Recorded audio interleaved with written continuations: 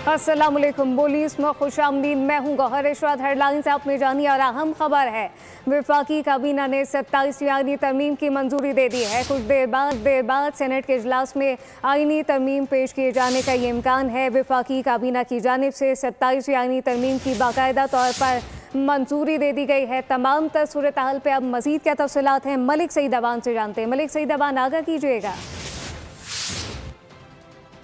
जी बिल्कुल, आपसे कुछ देर कबल वफाकी काबीना ने 27वीं आईनी तरमीम की मंजूरी दी, जिसके बाद ये आपसे कुछ देर बाद होने वाले सेनेट के इजलास वो 27वीं आईनी तरमीम पेश की जाएगी। 27वीं आईनी तरमीम का मसवदा जो है वो बोल न्यूज़ ने हासिल कर लिया है, जिसमें मुख्तलिफ जो आर्टिकल्स हैं उसमें तरमीम पेश की जा रही है। अगर हम बात करें मसवदे की तो आइन के आर्टिकल 42, 59, इसी तरह 63 और 78 में तरमीम तजवीज़ की गई है। अगर हम मज़ीद आर्टिकल की बात करें तो आर्टिकल 78, 130, 114, आर्टिकल 100, आर्टिकल 93 और आर्टिकल 165A में तरमीम तजवीज़ की गई है। इससे कबल वफाकी वज़ीर कानून आदम नज़ीर दार ने प्रेस कॉन्फ्रेंस की और उन्होंने जो आइनी तरमीम है उसके मेन खदुखाल बताए।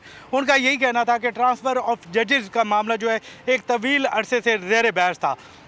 अब हुकूमत जो है वो जजेस की ट्रांसफ़र का मामला जुडिशल कमीशन के सुपुर्द कर रही है। इसी तरह खैबर पख्तूनख्वा के सेनेट इंतखाबात में ताख़ीर पर कानूनी अबाम जो है वो हो गया था, वो दूर करने की तजवीज़ दी गई है। सेनेट के इंतखाबात को मुल्क में एक बार कराने पर भी तजवीज़ ज़ेर गौर है। चेयरमैन और डिप्टी चेयरमैन सेनेट के इंतखाबात में शफाफियत को यकीनी बनाया जाएगा। इसके अलावा उनका यह भी कहना था कि छोटे सूबों की मशावरत से काबीना के अरकान की तादाद 11% से बढ़ाकर 13% करने की तजवीज़ है। इसी तरह जो मुख्तलिफ मुशीर पहले जो है वो 5 लगाया सकते थे वज़ीर आज़म, उनकी तादाद जो है वो बढ़ाकर जो है 7 करने की तजवीज़ है। इसी तरह नए शोबाजात जैसे IT और कॉमर्स में माहिरीन की शमूलियत ज़रूरत है और वो भी इसी में तजवीज़ किया गया। आर्टिकल 243 में दफ़ाई अमूर से मुतालिक तरमीम भी तजवीज़ है। हालिया पाक भारत कशीदगी से कई असबाब जो हैं वो सीखे गए हैं। फील्ड मार्शल, नेवल और एयर चीफ के आज़ादी अहदों का आइन में जिक्र जो है वो शामिल कर दिया गया है और तजवीज़ भी दी गई है। वफाकी काबीना ने 27वीं आईनी तरमीम की मंजूरी दे दी है। कुछ देर बाद सेनेट के इजलास में आईनी तरमीम पेश किए जाने का भी इम्कान है। तमाम सूरत हाल से मलिक सईद अबान हमें अपडेट कर रहे थे, आपका शुक्रिया। वफाकी वज़ीर कानून कहते हैं कि 27वीं आईनी तरमीम का बिल आज सेनेट में पेश करने जा रहे हैं। मीडिया से गुफ्तगू में आसिम नज़ीर तारड़ ने कहा कि इसके बाद बिल पार्लियामेंट की कमेटी में भेजा जाएगा। इस कमेटी के सरबराह फारूक एश नाइक होंगे। कौमी असम्बली और सेनेट की कानून और इंसाफ कमेटियों में सैर हासिल बहस की जाएगी, जबकि जजेस ट्रांसफ़र जुडिशल कमीशन के सुपुर्द किया जाएगा। आर्टिकल 243 में तरमीम की तजवीज़ दी गई है। सूबों के सेनेट का हिस्सा 11 से 13% करने की तजवीज़ शामिल है। पाकिस्तान में ये बिल जो है वो पेश किया जाएगा और उसके बाद इस बिल को एक जॉइंट कमेटी के सुपुर्द करने की ख्वाहिश का इजहार किया गया है। सेनेट और कौमी असम्बली के जो लॉ एंड जस्टिस कमेटी के अरकान हैं, चेयरमैन ऑफ द कमेटी हैं जनाब फ़ारूक नाइक साहब, बिल की शिकों पे सैर हासिल गुफ्तगू हो सके। तजवीज़ ये किया गया है बिल में कि जो जजेस ट्रांसफ़र है वो जुडिशल कमीशन ऑफ पाकिस्तान के सुपुर्द की जाए। आर्टिकल 243 के अंदर एक ओहदा फील्ड मार्शल का है, ये आया उनके साथ ताहयात रहना चाहिए, ये तजवीज़ है। इस बारे में भी मुनासिब तरामीम जो हैं वो पार्लिमान के सामने रखी जाएंगी। छोटे सूबे, उनका ये तकाजा था कि उनको सूबाई काबीना का जो दिया गया है थ्रेश होल्ड 11% का, क्योंकि उनके असम्बली की सीटें बड़ी मुख्तसर हैं, उनकी बल्कि तजवीज़ पे उस 11% को 13% करने की तजवीज़ दी गई है। पीपल्स पार्टी का आर्टिकल 243 पर हुकूमत की हिमायत का ऐलान।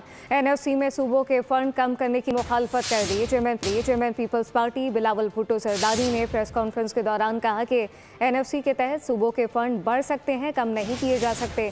जब तक पार्लियामेंट में मौजूद हैं सूबों के हुकूक पर ज़र्ब नहीं आने देंगे। जजेस के ट्रांसफ़र पर अपनी तजवीज़ तैयार की है, असूली तौर पर आईनी अदालत के हक में है। 3 points in the constitutional amendment that the Pakistan People's Party is considering supporting. The 243 amendment आइन कहता है कि सूबे के जो NFC अवार्ड के मुताबिक शेयर है वो भर सकता है, कम नहीं हो सकता। उसका तहफ़्फ़ुज़ पाकिस्तान पीपल्स पार्टी करेंगे। तो जब तक हम इस पार्लिमान में हैं और या वो कहीं और से 2/3 का बंदोबस्त कर ले, पीपल्स पार्टी उस आइनी तरमीम के तजवीज़ के साथ देने के लिए तैयार नहीं है। मसूली तौर पर बिल्कुल इस आइडियल के साथ है कि कॉन्स्टिट्यूशनल कोर्ट्स बनने चाहिए। द ट्रांसफ़र ऑफ द जजेस as long as incoming outgoing chief justices are members of the commission that is to make that decision.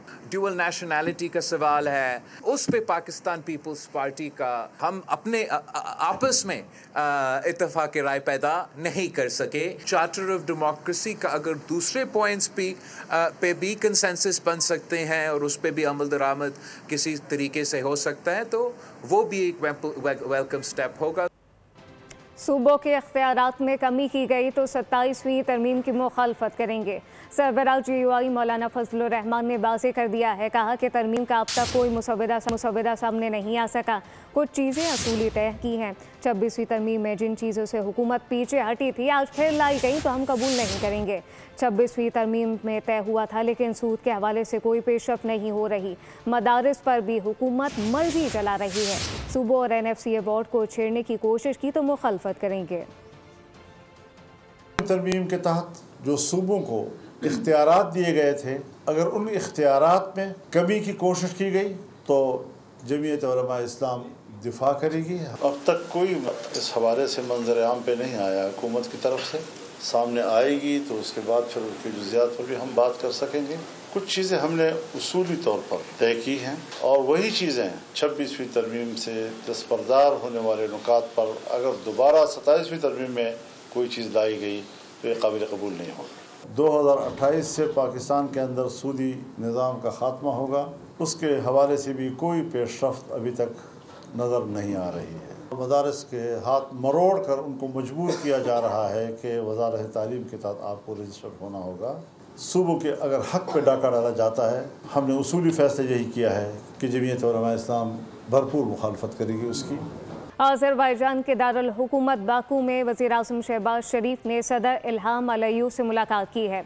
मुलाकात में फील्ड मार्शल सैयद आसिम मुनीर भी शरीफ से दोनों मुल्कों के रहनुमाओं ने दो तरफ़ा ताल्लुकात को मज़ीद मजबूत बनाने के अज़म का इज़हार किया।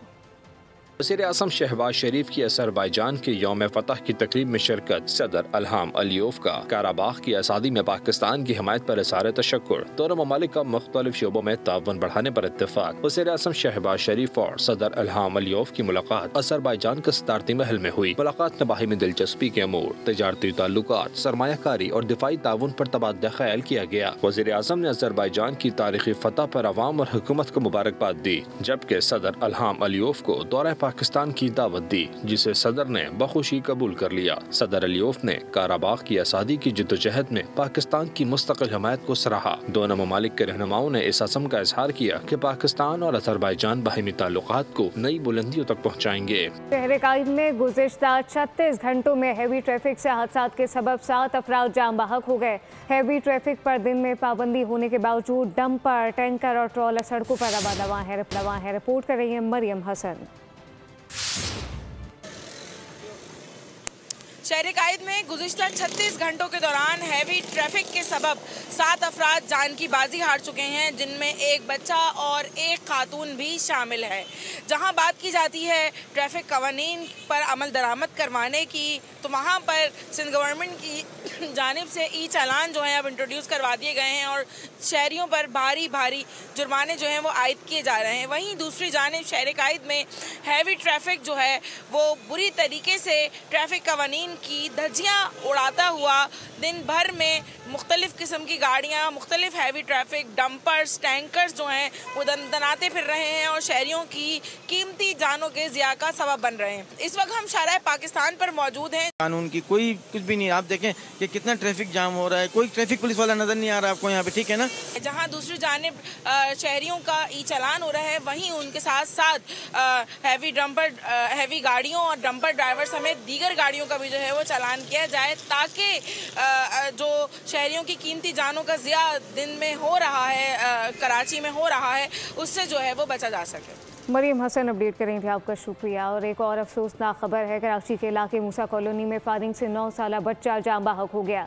पुलिस के मुताबिक बच्चा घर में सोया हुआ था कि नामालूम सिम से आने वाली गोली सर में लगी और मौके पर ही जान बहक हो गया। पुलिस के मुताबिक अतराफ में किसी मकान से हवाई फायरिंग की इतला भी नहीं मिली। वाक़े से मुतालिक तफ्तीश जारी है। लाहौर आलूदा तरीन शहरों की फहरिस्त में दूसरे नंबर पर मौजूद है। शहर का एयर क्वालिटी इंडेक्स 334 रिकॉर्ड किया गया। शहर के दीगर इलाकों की क्या सूरत हाल है, जानते हैं अफजाल अब्बासी से। लाहौर शहर में फ़ज़ाई आलूदगी जो है वो कम नहीं हो सकी और आज भी लाहौर शहर जो है वो आलूदा तरीन शहरों की फहरिस्त में दूसरे नंबर पर है। लाहौर शहर का मजमूई एयर क्वालिटी इंडेक्स जो है वो 334 रिकॉर्ड किया गया है। अगर लाहौर के दिगर इलाकों की बात की जाए तो सबसे ज़्यादा इस वक्त जो एयर क्वालिटी इंडेक्स रिकॉर्ड किया गया है वो DC ऑफिस के अतराफ़ लोअर माल के इलाके में 658 जो है वो एयर क्वालिटी इंडेक्स रिकॉर्ड किया गया है। इसके साथ साथ गुलबर्ग का एयर क्वालिटी इंडेक्स 436, जबकि बरकी रोड का एयर क्वालिटी इंडेक्स जो है वो 435 बताया गया है। महकमा तहफ़्फ़ुज़ माहौलियात की जानिब से कार्रवाइयाँ भी जारी हैं, लेकिन तिबी माहिरीन का ये कहना है कि शहरी जो हैं वो सुबह और शाम के औकात में बिलखसूस घरों से गैर ज़रूरी बाहर ना निकलें और मास्क और ग्लासेस का इस्तेमाल करें। इसके साथ साथ पानी का ज़्यादा से ज़्यादा इस्तेमाल किया जाए ताकि स्मोक से पैदा होने वाली बीमारियों से बचा जा सके। खेल के मैदान से खबर, पाकिस्तान और जनूबी अफ्रीका के दरमियान आज खेले जाने वाले तीसरे फैसला कुन वनडे मैच के लिए मुल्तान के शायकीन क्रिकेट भी पुरजोश हैं। उम्मीद कर रहे हैं कि आज का मैच जीत कर पाकिस्तान सीरीज में फातेह ठहरेगा। इस हवाले से तफसीलात क्या है, जावेद इकबाल अंबर से जानते हैं। जी बिल्कुल, पाकिस्तान और साउथ अफ्रीका के दरमियान आज खेले जाने वाले तीसरे और फैसला कुन मैच के लिए मुल्तान के शायकीन क्रिकेट भी इंतहाई पुरजोश हैं और पाकिस्तानी टीम को सपोर्ट करने के लिए उनके लिए दुआएं कर रहे हैं और भरपूर तरीके से आज का मैच देखने की भी तैयारियां उन्होंने शुरू कर दी हैं। यहाँ कुछ शायकीन क्रिकेट मौजूद है, उनसे बात करते हैं। ये बताइएगा, आज पाकिस्तान और साउथ अफ्रीका के दरमियान जो है वनडे का आखिरी तीसरा मैच है, तो क्या कहना चाहेंगे, क्या उम्मीदें हैं? हमेशा से पाकिस्तान और साउथ अफ्रीका के जो मैच हैं हमेशा से अच्छे रहे हैं। इस दफ़ा जब टीम आई है तो हमें उम्मीद थी बहुत अच्छा खेलेंगे। पहला मैच इन्होंने बहुत अच्छे तरीके से जीता है। दूसरे मैच में चंद तब्दीलियों की वजह से मैं समझता हूँ कि इनके लिए प्रॉब्लम हुई है। ख़ास तौर पे अबरार को बाहर बिठाया, उन्हें हसन नवाज़ को बाहर बिठाया। मेरा ख्याल अगर हसन नवाज़ को शुरू में ऊपर पहले या दूसरे नंबर पर लाया जाए तो वो बहुत अच्छा हो सकता है। लास्ट मैच में इनकी स्ट्रेटजी चूँकि तब्दील हुई है और इनको चाहिए था कि ये दोनों मैच जीत के तीसरे मैच में ये स्ट्रेटजी तब्दील करते, लेकिन इन्होंने उस तरह नहीं किया। मैं समझता हूँ कि ये आज का जो मैच है इंशाल्लाह पाकिस्तान ज़रूर जीतेगा। ये बताएंगे आज कौन से खिलाड़ी से आपको उम्मीदें हैं? देखिए जी, अगर हसन नवाज़ को चांस दिया जाए तो बहुत बेहतरीन प्लेयर है, हार्ड हिटर है वो, इंशाल्लाह वो स्कोर करेगा। तो बाकी शान अफरीदी को चाहिए कि वो अटैक कराए। जी बहुत शुक्रिया। यहाँ शायकीन क्रिकेट मौजूद है और उनका ये कहना है। बहुत शुक्रिया। कोटअद्दू में 10वीं थल जीप रैली के मेगा इवेंट के तीसरे रोज भी स्टॉक कैटेगरी के कांटेदार मुकाबले जारी हैं। 48 रेसर 190 किलोमीटर के दुश्वार गुजार ट्रैक पर गाड़ियां दौड़ाकर अपनी किस्मत आजमाई कर रहे हैं। तफसीलात क्या है, मुबशिर मिर्जा से जानते हैं। 10वीं थल जीप रैली के तीसरे रोज का जो है वो बाकायदा आगाज हो चुके। स्टॉक कैटेगरी के कांटेदार मुकाबले जो है वो जारी है। 48 रेसर जो हैं वो आज स्टॉक कैटेगरी की जो रेस है उसमें हिस्सा ले रहे हैं। मैं इस वक्त छांगा मांगा टीले पर पहुंच चुका हूं। शायकीन की जो है वो बड़ी तादाद इस वक्त जो है रेस देखने यहाँ पर आई हुई है। मेरे साथ भी एक जो है शायकीन मौजूद है, इनसे बात कर लेते हैं और इनसे जानते हैं कि आज वो यहाँ पर इस माहौल को किस तरह से एंजॉय कर रहे हैं। जी, यहाँ पे बहुत अच्छे इंतजामात हैं और ये थलवी जीप रैली है और इंशाल्लाह यहाँ पे शायकीन बहुत ज़्यादा तादाद में आए हुए हैं। हम इसका मरियम नवाज साहिबा का शुक्रिया अदा करते हैं जिन्होंने जो है ना सराकी वसेब के लिए और जो है ना पंजाब के लिए बहुत बड़ा इवेंट रखा। यहाँ पे सिक्योरिटी के आला इंतजामात हैं। आज बिल्कुल ये एक शायकीन मेरे साथ है, उनका कहना है कि इस तरह के इवेंट जो है वो पंजाब गवर्नमेंट से रिक्वेस्ट करेंगे कि हर दफ़ा यहाँ पे थल में होने चाहिए, जबकि ये 10वीं थल जीप रैली है और इसके तीसरे रोज का जो है वो आगाज हो चुका है। आज़ाद कश्मीर में मौसम बदलने लगा है। रवां हफ्ते होने वाली बारिश और बर्फबारी ने सुबह और शाम में सर्दी मजीद बढ़ा दी है। ताहम ज़ेरी इलाकों में मौसम ख़िज़ा के बायस दरख्तों के पत्ते जर्द होकर गिरने लगे। तफसीलात जानते हैं मुमताज़ अहमद बट से। बिल्कुल, आज़ाद कश्मीर के दारुल दारुल हुकूमत मुज़फ़्फ़राबाद समेत आज़ाद कश्मीर के जुमला इलाकों के अंदर मौसम बदल गया है। गुज़श्ता हफ्ते होने वाली बर्फ़बारी के बायस आज़ाद कश्मीर का मौसम मज़ीद सर्द होना शुरू हो चुका है। आज़ाद कश्मीर के बुलंदबाला पहाड़ों पर बर्फ़ पड़ने की वजह से सुबह और शाम के औकात में सर्द हवाएँ चलने का सिलसिला शुरू हो चुका है, जबकि ज़ेरी इलाकों में ख़ज़ां के जो रंग है वो बिखर चुके। दरख्तों के ऊपर जो पत्ते हैं वो जर्द सुनहरी रंग के होना शुरू हो चुके हैं। रात और सुबह के औकात में जो सर्दी है वो बढ़ने का इम्कान जाहिर किया है, ताहम दिन के औकात में जो मतला है वो जुज़वी तौर पर नॉर्मल रहने का इम्कान जाहिर किया है। ताहम आज़ाद कश्मीर के अंदर आइंदा 24 घंटों के दौरान। बहुत शुक्रिया। एलोन मस्क अरबपति से खरबपति बनते जा रहे हैं। टेस्ला के सीईओ को तारीख का सबसे बड़ा कॉर्पोरेट पैकेज मिल गया, जिसने एक खरबपति बनने की राह हमवार कर दी है। ताहम मामले को कई अमरीकी हल्के खुशी से नहीं देख रहे। दौलत के मामले में एलन मस्क के दर्जात बुलंद होने को हैं। टेस्ला के सीईओ की सूरत पहला खरबपति मिलेगा। टेस्ला के 75% सरमायाकारों ने रिकॉर्ड $1 ट्रिलियन मुनाफे से एलन मस्क की तनख्वाह मंजूर कर ली। इस खबर ने अमेरिका में नई बहस छेड़ दी। दौलत की अदम मुसावात पर कई हल्के खुश नहीं। नाकिदीन ने पैकेज बढ़ती माशी खलीज की अलामत करार दे दिया। कुछ बड़े सरमायाकार पैकेज को इंतहाई महंगा और गैर ज़रूरी करार दे रहे हैं। ताहम बोर्ड ने मौक़िफ़ अपनाया कि ये मस्क को कंपनी के साथ रखने और तवील मुद्दती तरक्की यकीनी बनाने के लिए ज़रूरी है। मीडिया रिपोर्ट्स के मुताबिक एलन मस्क का मुआवजा टेस्ला की तरक्की, खुदकार गाड़ियों, रोबोटिक्स नेटवर्क और इंसान नुमा रोबोट्स की फ़रोख्त जैसे मंसूबों से मुंसलिक है। एलन मस्क ऐलान कर चुके हैं कि टेस्ला अप्रैल से साइबर कैब यानी 2 नशिस्तों वाली रोबो टैक्सी की पैदावार शुरू करेगा। न्यूज़ बुलेटिन से फिलवक्त इतना ही। मज़ीद खबरों और अपडेट्स के लिए विजिट कीजिए हमारी वेबसाइट boldnews.com। आप देखते रहिए बोल्ड न्यूज़। सब्सक्राइब करें और बेल दबाएं ताकि कोई खबर रह न जाए।